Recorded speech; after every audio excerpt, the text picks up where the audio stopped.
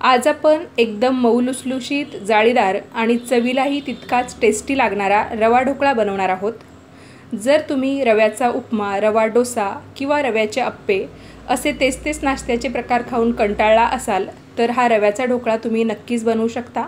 याआधी मी तुम्हाला बेसन आणि रव्याचा परफेक्ट ढोकळा कसा बनवायचा याची रेसिपी दाखवली होती।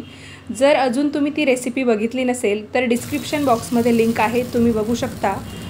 जे अगदी पहिल्यांदा ही ढोकळा बनवून बघतील त्यांना सुद्धा अगदी सहज जमेल असा ढोकळा मी तुम्हाला बनवून दाखवला होता। चला तर मग लगेचच रेसिपीला सुरुवात करूया। नमस्कार मंडळी, मी शीतल तुम्हा सर्वांचं स्वागत करते आपल्या चॅनलवर। आजची आपली रेसिपी आहे रवा ढोकळा। ढोकळा बनवण्यासाठी इथे मी 1 वाटी बारीक रवा घेतलेला आहे। हा कच्चाच रवा आहे। जर तुमच्याकडे जाड रवा असेल तर तो मिक्सरमध्ये तुम्ही बारीक रव्याप्रमाणे करून घेऊ शकता आणि मग वापरू शकता। तर इथे मी एका मोठ्या आकाराच्या भांड्यामध्ये हा 1 वाटी रवा टाकलेला आहे। यामध्ये टाकूया चवीनुसार मीठ। तर इथे मी अर्धा चमचा मीठ टाकलेला आहे। यानंतर टाकूया 2 चमचे साखर। रवा ढोकळा बनवण्यासाठी लागणारे सर्व साहित्य आणि त्याचे प्रमाण व्हिडिओच्या खाली डिस्क्रिप्शन बॉक्समध्ये दिलेला आहे, तुम्ही चेक करू शकता। आता यामध्ये टाकूया 1 चमचा आलं आणि हिरवी मिरचीची पेस्ट। 2 हिरव्या मिरच्या आणि छोटा आल्याचा तुकडा घेऊन त्याची मी पेस्ट बनवून घेतली आणि ती यामध्ये टाकलेली आहे। आता यामध्ये टाकूया लिंबाचा रस। 1 वाटी रव्यासाठी पूर्ण 1 लिंबू आपल्याला लागणार आहे। तर चाळणीवर हे लिंबू मी पिळून घेणार आहे, जेणेकरून लिंबाचा रस खाली रव्यामध्ये गळेल आणि लिंबाच्या ज्या बिया आहे त्या वरती शिल्लक राहतील।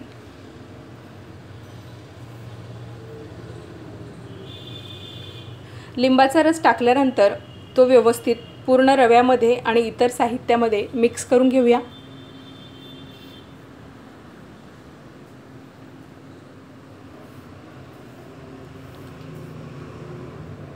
अगदी छोट्या टिप्स जर तुम्ही ढोकळा बनवण्यासाठी फॉलो केल्या तर तुमचा ढोकळा आहे तो कधीच चुकणार नाही। अगदी तुम्ही कितीही वेळा ढोकळा बनवला तरी तो चुकणार नाही किंवा फेल जाणार नाही। आता आपण यामध्ये 1 वाटी दही टाकणार आहोत।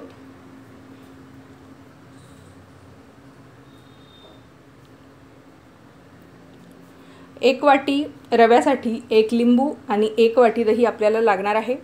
दही टाकल्यानंतर रव्याच्या गाठी होऊ शकतात, तर गाठी मोडत हे दही आपल्याला पूर्ण रव्यामध्ये मिक्स करून घ्यायचं आहे।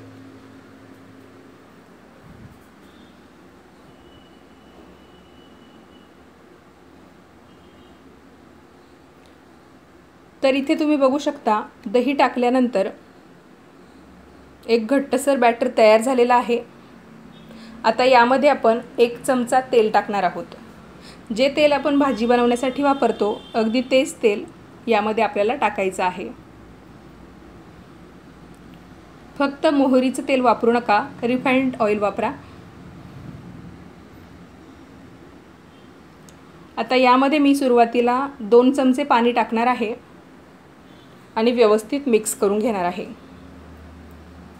हा ढोकळा बनवण्यासाठी आपल्याला ज्याप्रमाणे आपण केकसाठी बॅटर बनवतो अगदी तशाच पद्धतीचे बॅटर बनवून घ्यायचं आहे। तर सुरुवातीला मी 2 चमचे पाणी टाकलं, व्यवस्थित मिक्स करून घेतलेलं आहे।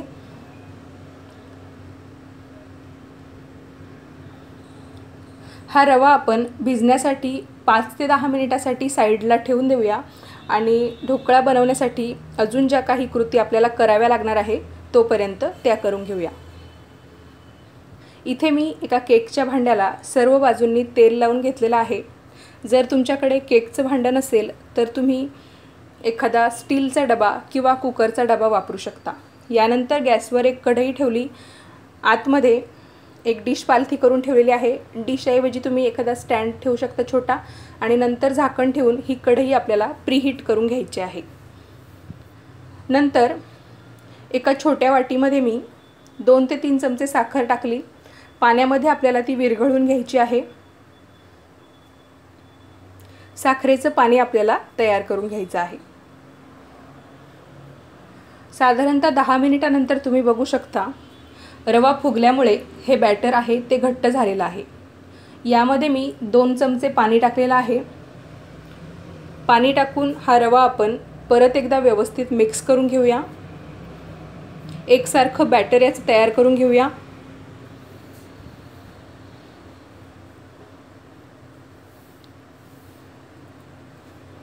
प्रत्येकाच्या वाटीचं प्रमाण वेगळं असू शकतं किंवा रव्यामध्ये सुद्धा फरक असू शकतो, त्यामुळे पाणी कमी जास्त तुम्हाला लागू शकतं। अजून 2 चमचे आपण परत टाकणार आहोत पाणी।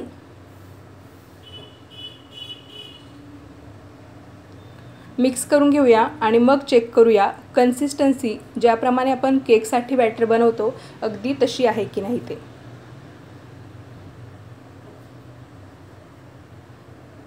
तर आता मी तुम्हाला जवळून दाखवते। साधारणतः अशा पद्धतीची कन्सिस्टन्सी आपल्याला या बॅटरची ठेवायची आहे।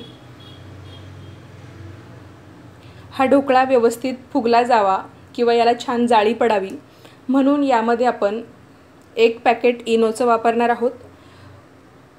तर इथे मी लेमन फ्लेवरचा इनो वापरणार आहे। तुम्ही रेग्युलर फ्लेवरचा सुद्धा इनो वापरू शकता। बाकी कोणत्याही फळांच्या फ्लेवरचा इनो यामध्ये वापरू नका। वापरायचा असेल तर रेग्युलर फ्लेवर किंवा लेमन फ्लेवरचा इनो तुम्ही यामध्ये वापरू शकता। इनो वापरायचा नसेल तर तुम्ही खाण्याचा सोडा सुद्धा वापरू शकता। खाण्याचा सोडा वापरणार असाल तर 1 चमचा खाण्याचा सोडा तुम्हाला वापरावा लागेल।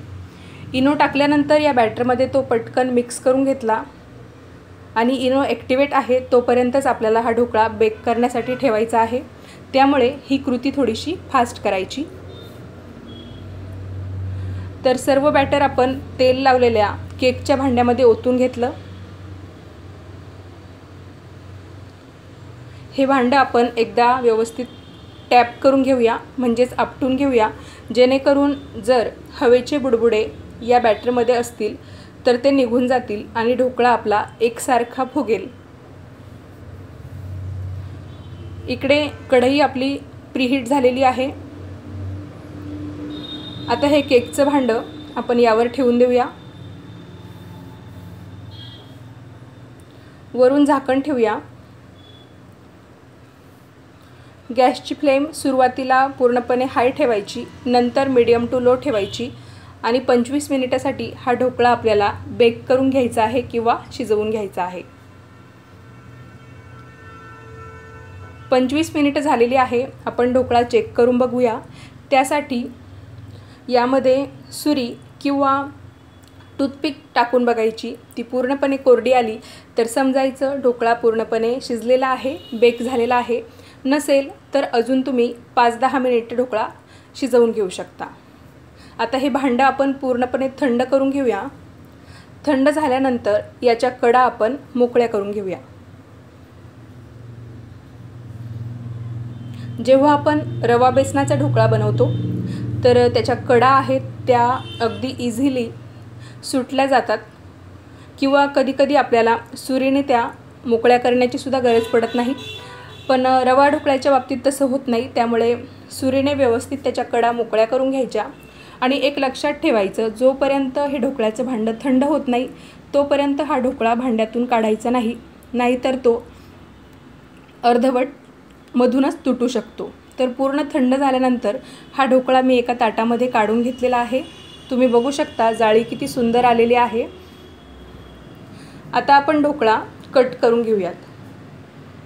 तुम्ही तुम्हाला हव्या त्या आकारात या ढोकळ्याचे पीसेस करू शकता।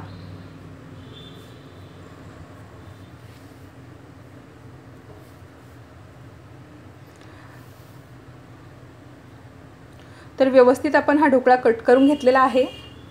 आता यावर आपण जे आपण सुरुवातीला साखरेचं पाणी तयार करून ठेवलेलं होतं ते टाकूया। बरेच जण फोडणी तयार करताना त्यामध्ये साखर टाकतात आणि फोडणीमध्येच पाणी टाकतात, तर जेव्हा त्या पाण्याची वाफ होते तर त्यातला गोडवा आहे तो पूर्णपणे निघून जातो। त्यासाठी आपण साखरेचं पाणी आहे ते वेगळं करून ठेवलेलं आहे आणि फोडणी वेगळी तयार करणार आहोत। तर हे पाणी आपण पूर्णपणे ढोकळ्यावर टाकून घेतलेलं आहे, जेणेकरून या जाळीदार ढोकळ्यामधून ते पूर्णपणे ॲब्झॉर्ब होईल। तोपर्यंत आपण तडका तयार करून घेऊया। त्यासाठी एका तडका पॅनमध्ये मी 1 मोठा चमचा तेल टाकलं। तेल छान गरम झालं की यामध्ये 1 चमचा मोहरी टाकायची। मोहरी एकदम व्यवस्थित तडतडू द्यायची, खमंग तडतडू द्यायची। यानंतर 2 ते 3 हिरव्या मिरच्या मधोमध कट करून टाकलेल्या आहेत. कढीपत्त्याची पानं टाकली.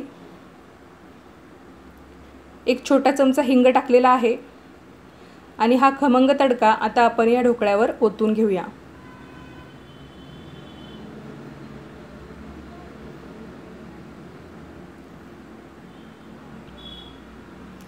तर तुम्ही बघू शकता ढोकळा किती मऊ लुसलुशीत आणि जाळीदार झालेला आहे. ढोकळा जर जाळीदार झालेला असेल तर पूर्ण जे साखरेचं पाणी आहे ते आतपर्यंत जातं आणि मस्तपैकी ढोकळा आंबट गोड लागतो. हा ढोकळा तुम्ही पुदिना कोथिंबीरची चटणी किंवा टोमॅटो सॉस बरोबर सुद्धा खाऊ शकता. ही रेसिपी तुम्ही नक्की करून बघा आणि तुमचे अनुभव माझ्यासोबत नक्की शेअर करा. आय होप तुम्हाला ही रेसिपी आवडली असेल. जर ही रेसिपी तुम्हाला आवडली असेल तर तुमच्या मित्रमैत्रिणींमध्ये आणि फॅमिलीमध्ये शेअर करायला विसरू नका. आपण परत भेटूया एका नवीन व्हिडिओत नवीन रेसिपीसोबत. तोपर्यंत धन्यवाद. थँक्यू. Thanks for watching.